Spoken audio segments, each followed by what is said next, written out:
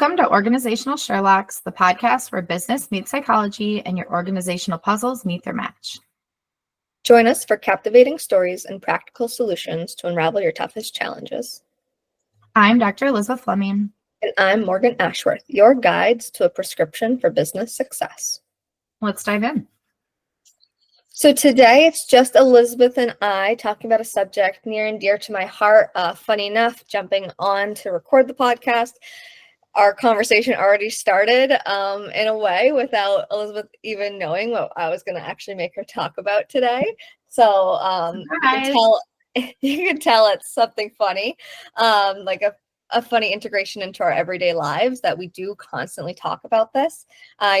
Sometimes Elizabeth and I will surprise each other with different subjects for you guys. And I do feel like this is one that our listeners have been asking for. So we're going to be talking about continuous learning and micro learning today. So there is a major importance to continuous learning, both in the workplace, in our everyday lives. If you're not learning, you're not living, is something that I tend to say. I like that. Elizabeth, what do you think? Yeah, no, I would agree with that. I mean, I think that even in the most, even if it's not intentional, I think we're learning every day, just in kind of walking around, talking to people, whatever it may be. I had a student yesterday who said, man, I didn't even know that was a thing. Like now I do, and I'm going to look more into it, not expecting to be learning. So I don't think it always has to be super intentional. I think we just have to pay attention to what's around us. Yeah, you just need to be aware and conscientious of what's going around you. I do feel that's actually a big reason that people tend to have career shifts as well, is that they didn't know something was out there and they learn about it. It piques their interest. They learn more about it, and then they might actually shift their career. The Absolutely. Average person shifts their career 3 to 7 times. More often than not, you see 3 major shifts in the industry someone is in, but then 7 shifts overall when it comes to the organizational changes in someone's lives. I mean, Elizabeth, you're a prime example. You've been living a couple different lives in your career so far. I sure have. Yeah, I mean, it's not. I don't want to say this. Like my shift was still within the realm of psychology, right? So it wasn't like I was an engineer and then became a clinical therapist and then became an IO consultant. But I think for me, it's been always in that psychology sphere, but the way that those learnings or those theories and principles and all of the things are applied is just different. I think you even see that like for those who are members of like the American Psychological Association or similar groups, like it's kind of broken into like applied psychology, right? There's maybe educational psychology, there's clinical psychology, and there's all these different areas. But I don't know that even in like an undergrad or before that we get a lot of exposure to what those might look like and how those things are applied. So I do think, again, going back to that intentionality piece, I would encourage anyone who is, if you're in high school, if you're in college and trying to figure out what you want to do, like I would encourage you to really look at what are the applications of psychology, if that's your field, that are available to you, because I think there's so much more. And then you can target some of those learnings to kind of learn more. Yeah. And then just like the psychology realm, for example, like the sales realm, you might have gone into the sales realm and you start by working in software and selling software services. But then now you switch over to being maybe a premium level car salesman. Those are 2 extremely different industries. So it is a major career shift, though it's still within the sales realm. Typically, you'll stay in line with what you're doing, but you might have a major shift. That's not to say other people don't have completely different shifts. Like, for example, from a teacher to an art designer, something along those lines. I've seen that happen in the past. But a lot of times, your underneath values still apply to each and every industry that you're in. Mm-hmm. Speaking of industries, though, a big part of continuous learning is staying up to date with industry trends. Technology has changed so quickly in the past 20 to 30 years. And with that major expansion of technology and those capabilities, we have to shift and we have to learn and we have to work with them, because if you don't continue to learn, you're going to fall behind.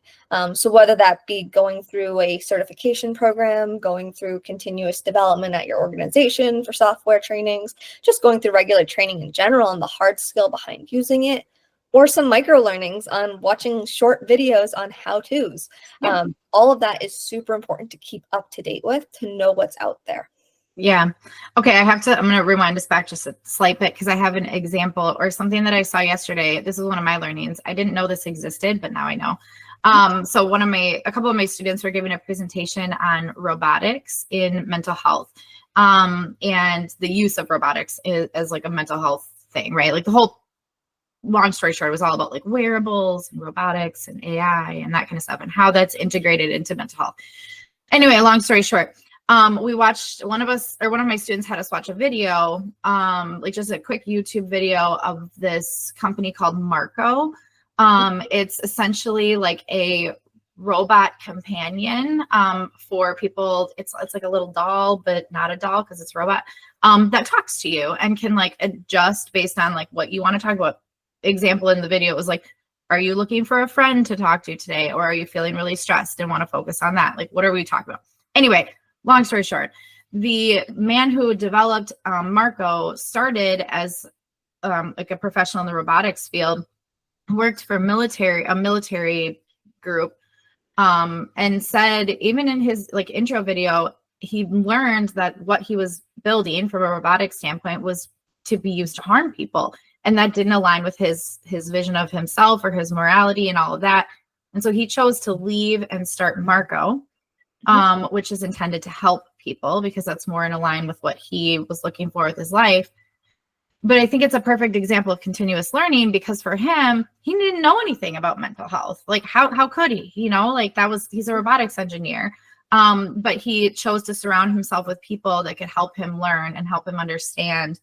That just made me think of that because it's so fresh. But I think that's a good example of he didn't necessarily switch fields, but the application of the field too, and had to go and get that continuous learning to understand what would be beneficial and not harmful.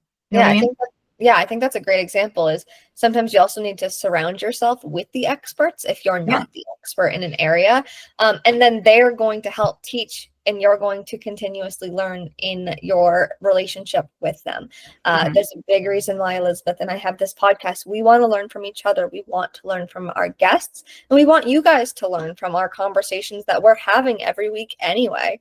So why not record them and post them for you? Obviously, our podcasts are an example of microlearning. Our podcasts are anywhere from maybe 20 minutes to an hour long. And each one has its own independent subject. Yes, you see us touch on subjects or maybe repost certain podcasts, but that's so you can remind yourselves and continue micro-learning. Sometimes micro-learning also requires you to revisit that same training or a similar one to continue the expansion of your mind there. Absolutely. Yeah. When I think sometimes people, at least, if we bring it into kind of the business realm and in my time as, working in like talent development and L&D and that kind of stuff, I think where sometimes people struggled is they didn't know what that learning could be or should be for I don't like using should, but should be or could be. And so I think that's where it's important that we look not just at what our interests are necessarily, but as an organization looking at maybe where are some of those gaps. And I think that, we assume a lot of times like this has to be this one assessment that's going to tell us that this is the area we're struggling in. But I'd argue that there's a lot of data all over the place, looking at customer satisfaction surveys, looking at, where productivity is lacking, whatever it may be, and really pinpointing, like, is that a place where maybe continuous learning would be beneficial or some kind of micro learning? So it's kind of, I think, expanding it outside of our norm. It's not just, was the training effective? That's important. Yes, I'm not saying it isn't. But it's also where are all of those other data points and how can we understand where some of the gaps are? I think that's a great example. And funny enough, we actually just had a continuous training on confidentiality and IP at the company because obviously our manufacturing process is proprietary. We're the only ones that do it in the world. Right. And we saw certain internal terminology being used externally. And we do have external terminology that is synonymous with that internal. but that internal we don't use externally for the practice of protecting that IP. And funny enough, we saw it happening more and more often. You know, it wasn't pervasive to the entire environment, especially those only working internally. But we saw its effect, and we saw that just by observation, people are asking us more questions. Things are getting out there. There's a potential risk. And so we need to reactively approach that, obviously through our IP protection methods, and decided that continuous learning, a training program, was critical to helping continue to protect the IP. And so guess what? We did a IP training within 2 weeks of that. I completely, fully developed it on my own. I was the one that gave it. It was a quick 25-minute session. It allowed for people to partake. It was super specific for terminology-based IP, but we're now going to continue this. Likely either every year or a couple times a year, we're going to have a similar training with a different theme surrounding confidentiality and IP. This one was terminology-based. The next one might be a certain department consideration or a certain process. It might talk and teach more about IP in general or trademarks, something along those lines. So that's actually a great example of how I've applied looking at all the statistics around us to then determine what needs to be taught. Obviously, that's more of a reactive scenario. But at the same time, like you were talking about gaps, skill gapping is extremely important when it comes to the continuous learning sphere. If you need to embed a new software, AKA, let's think about AI right now. You know, AI is really infiltrating itself into the regular everyday life of team members, of people. So skill gapping, if we're using a certain AI software at the organization, well, maybe we should do a training on that. Maybe we should know, we need to determine who has, has practiced with it, has utilized that AI, has more of an understanding versus who has less of an understanding. And then making sure that whoever needs to be taught, they're taught at the levels they need to be too. I know we also just had a conversation about skill gapping for leadership, you and I. I wanted to know about some assessments to add to my observations and the other observations of leaders above this individual who we think could become a supervisor, but we want to ensure that the skills we're going to start filling in that gap with, we're choosing the correct skills and making sure that we target and hone in on those and continue to see where his levels are at. Obviously, skill-based assessment is not the only thing we're going to use, though. As you said, look at what else is around you. 360-degree assessments, we've talked about those before. That's a great way to determine skill gapping too. Absolutely. Yeah, I think 360 assessments, yes, absolutely. There's some subject, or I guess subjectivity to 360s as well. But I do think, like, when you're looking at patterns, and I think that's where a lot of IO providers, and also just in mental health and psychology in general, I think that's really where we're taught to excel, is to like get into the depth of it.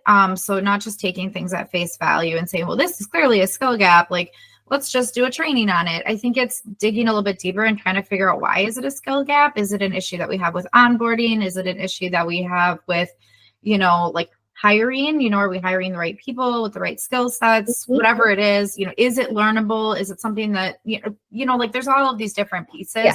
But I think that's where, like, having an IO person, either on staff or as a consultant, can be really beneficial. Because it just gives a different perspective. I think just looking at more of a holistic kind of perspective of the situation and where that skill gap might occur and why. Yeah, it's trying to prevent that subjectivity. Like, for example, in this person, I see that, the level of dominance or disagreeableness actually needs to increase. You'd think it's weird that disagreeableness needs to increase. So obviously agreeableness and the big five decreasing, but leaders need to have a more mid-tier level there. Not to say that that's how every leader has to be. More so, it's more important to see their application of their personality than the personality itself. But these are types of things that I can pinpoint. Well, I want to make sure that what I am observing isn't just subjective to my observation. So I want to be able to measure it. And I want to be able to determine, okay, is this something we do in fact need to work on, or am I missing something? I might also ask for other quote unquote subjectivity based observations from other leaders that work with this individual. So we want to ensure we're mixing subjectivity with that hard knowledge. And so typically taking a more well-rounded view of this person is critical. So obviously leader opinion versus peer opinion versus potential like subordinate opinion and assessments, whatever else might be in there. Obviously job descriptions are going to play a part in what types of skills you need to build and develop. And so those will altogether, that's going to determine how we're going to put together some sort of continuous learning regimen for the person to get them where they need to be so they can get into that leadership role and hit the ground running. Absolutely. Yeah. No, I completely agree. Yeah, I mean, it just makes me, I love this stuff. I mean, you know that I love this stuff, but I'm also like, what did you say in the beginning? You said, if you're not learning, you're not living. Is that what you said? I like that because I think that's true. I mean, I joked, I don't know about you, but I joked when I was in my grad program that I don't know what I'm going to do when school is over because I just love learning and this fills my time. I have found many other ways to do that. Yes. But, and I know you have too, getting another master's degree and stuff, which like, wow, I'm good for right now. Maybe someday I'll go get my MBA. Doctorate, I'll get the 2 masters. We'll call it even. Oh my God. I would love to get my MBA someday though. Like that is most definitely something that's on my radar. It's just, when do I have the time to do it? You know, it's funny. I'm doing the 2 things that could be like an MBA, but aren't the MBA. Yeah. I mean, I feel like it would be beneficial. That's the thing is it's like looking at, I mean, this is formal education. Yes. But like looking at education and trying to kind of plan out too, how will it be beneficial? You know, will it be beneficial? Is it something that I could gain knowledge elsewhere? Like, I think it's just kind of weighing out your options in a lot of ways, you know? I mean, for me, it's not about the degree. It's more about like, there's areas of business that I just want to frankly know more about, you know? Yeah. So I could do my MBA or I could choose to take like micro classes about the topics that I really feel like I need to know about. So I think, you know, I think it's just really being honest with yourself and what you're, you know, able to do, whether that's financially or time-based or whatever it is. And then being curious about where you can find those resources, you know? Funny enough, when I'm done with this master's degree, which it's funny to say I have 2 masters, I feel like I am a proponent of, you know, really getting only the education you need to get where you want to go. Yeah. And so to have 2 master's degrees kind of seems funny because I oftentimes tell people you might not need a master's degree. You can go back later on and get it. You only need to start with your bachelor's degree and then work from there, versus there are other people that you have to go for your master's. You might have to go for your doctorate. Obviously, you're not going to be an MD if you don't go through your doctoral program. I mean, there's a little bit, but there's some that are maybe a little more. Yeah, but so funny enough, when I'm done with these, I am actually going to look into some micro classes surrounding, you know, the financials behind business. While I did take some financial classes within the mix of my legal studies program, I want to ensure that I get a more rounded view of financials in an organization. You know, I'm learning them each and every day. I'm involved in the budgetary setup of the organization. I'm actually involved within the taxes for the corporation, helping with things like that. So I am involved, but I still want to learn more. I want to learn the strategic planning behind finances better than I already know. Because I want to also challenge my assumptions. That's a big part of continuous learning, is challenging your assumptions and your opinions. Your biases, I would even argue too. Yeah. What was that? I said, and your biases too, I would argue. I mean, I think it's a way to challenge those biases. Sometimes you don't know what you don't know. Yeah. You know? And I think the greatest scholars, even the greatest politicians, can admit when they're wrong. And I think that is a major thing that's not happening on either side of our current political setup. Well, we won't get into politics today, but truly the greatest scholars can admit when they're wrong and can change their opinion when the information is showing contrary. There's actually something we say in psychology. It's the confirmation bias, where you only look for information that is subject to what you already think. So you're not looking for the information that disagrees and debates against what you've already learned. Yeah. The best psychological research programs force you to look for things contrary to what your hypothesis is. Absolutely. Same thing with any science program. I mean, it goes directly back to the reason we're here. It's about being curious about different things, right? I mean, and yeah, and I agree with you that like being able to admit when you're wrong or when you don't have all the information, or and it doesn't necessarily have to be like something that's like super harmful either. I mean, I mean, maybe this is a downfall of mine. I don't know. But like, I am more than willing to admit when I am wrong. Like maybe to other people's annoyance at times. It's possibly, I don't know. Like I'm more than willing to say, you know what, I tried it. It didn't work. I could have made a different decision. Or, you know what, I'm going to take responsibility. I did this the other day. I said, I'm going to take responsibility. I sent an email too quickly. Like I should have thought about it a little bit more, because now I have to deal with a different kind of consequence of that. Not consequence like a bad thing, but like the path changed because I sent an email too fast. I don't think there's anything wrong with being able to just step up and say, you know what, I take responsibility for it. And I also recognize, I know this is probably getting into a different type of podcast episode that we could probably have in the future, but it also probably depends a little bit on your situation and how safe you feel, or how safe it truly is. I work in an environment, and I work in an environment and I create an environment in my business. And I think here at Sherlocks is what we do too, is like, you're not in trouble, quote unquote, in trouble. I would actually be more upset if you didn't admit that you made a mistake. Do you know what I mean? Like, because then we can turn it into a teaching moment. But if you try to hide it and brush it under the rug, there's nothing we can do about it, because we don't know it exists until it becomes a bigger problem. Yeah, no, definitely. I think that is honestly something that we see in organizations too, where people try to push things under the rug, especially if they don't have the leadership that's supportive to, mistakes happen and let's move on. Obviously, you don't, and I've said this before, you don't want major mistakes. Major mistakes shouldn't happen, because you should be proactive and, taking a breath, really problem solving, really decision making, and making sure that you're not allowing people to be decision makers until they're ready. Another part of continuous learning. People need to learn how to problem solve. People need to learn how to make decisions for the organization so they can do it without a leader getting involved. We have an individual coming on next week, and he's actually going to talk more about this. He had to take a second to take a step back and let people make mistakes and make decisions. And yes, it took longer, but in the end, it saved him work. So, it's that idea of, front-loaded work for back-end reward. It's the long-term rewards of continuous learning and continuous development. Well, Morgan, I've loved our conversation. I think this is great. I think we can continue talking about this. I would love to continue talking about this. And I will say that I think continuous learning, even though this episode is dedicated to it, is something we talk about even if it's not directly in every episode, right? It's a component of who we are at Organizational Sherlocks and what we aim to be and what we aim to offer the world. So I think maybe today we wrap up. What do you think? And just kind of keep the conversation going in future episodes? Yeah, I think we should keep the conversation going. We're going to have a guest on next week, and this is going to be a big part of our conversation, but applying it in a certain methodology. So really looking forward to that. You're always going to be hearing us talk about staying curious. You're always going to hear about us telling you to utilize the insights around you.